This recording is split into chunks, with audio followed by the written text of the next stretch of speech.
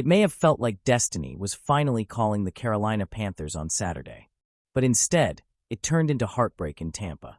With the NFC South on the line, the Panthers came up just short, falling 16-14 to the Buccaneers, in a game defined by missed chances, missed execution, and yeah, some missed calls too.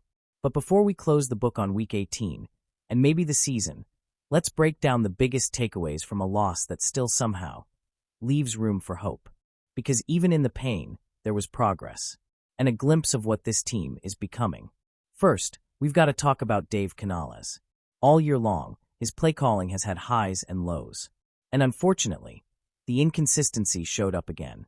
The biggest moment, early in the fourth quarter, Panthers down 16-7, already in the red zone, moving the ball, no tricks needed. And then, a flea flicker. In the rain, Rico Dowdle slips. The ball hits the ground. Tampa recovers. Drive over. Momentum gone. Canales said afterward it was an aggressive call, and that he liked the opportunity. But sometimes the smartest move is the simple one. And it wasn't just that play. The run game never got going. Carolina ran the ball only 14 times, for just 19 yards total. That's not enough balance. Not in a game like this. Now, defensively, Carolina had their moments. But when they needed stops the most, third down became a problem. Baker Mayfield extended plays with his legs, scrambling for 31 yards, and the Bucs converted 8 of 15 third downs. This defense has come a long way from last season. They bend more than they break. But in the biggest moments, Tampa just made one more play.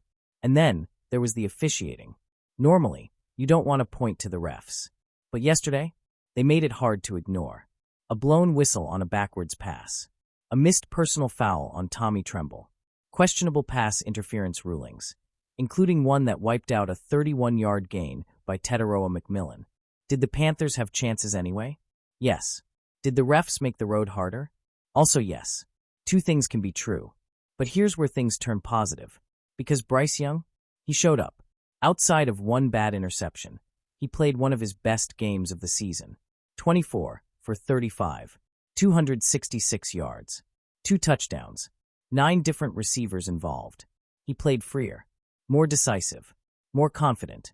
Is Bryce perfect? No. Does he still have limitations? Sure. But he's growing. And on the biggest stage he's had in years, he didn't shrink from it. And speaking of stepping up, the wide receivers delivered. Teteroa McMillan, 4 catches, 85 yards, explosive when it mattered. Jalen Coker, tough, physical. And that incredible 8-yard touchdown grab late in the fourth quarter? That's a big-time football play. And Derek Brown? A monster. Career-high 13 tackles. Everywhere. All night. A true tone setter. So yeah, the loss hurts. The NFC South slipped away, at least for now. But take a step back and look at the big picture. Last year, nobody expected Carolina to be playing meaningful football in Week 18. Nobody expected Bryce Young to steady himself. Nobody expected this defense to rebound the way it has. And yet, here we are, competing, growing, building something real. Dave Canales has laid a foundation. The locker room has bought in. There's a clear number 1 receiver. There's a young quarterback developing. And the future looks brighter than it has in years. This season may not end with a trophy, but it did end with belief. And sometimes, that's where winning starts. So here's the question, Panther Nation. Was this loss painful?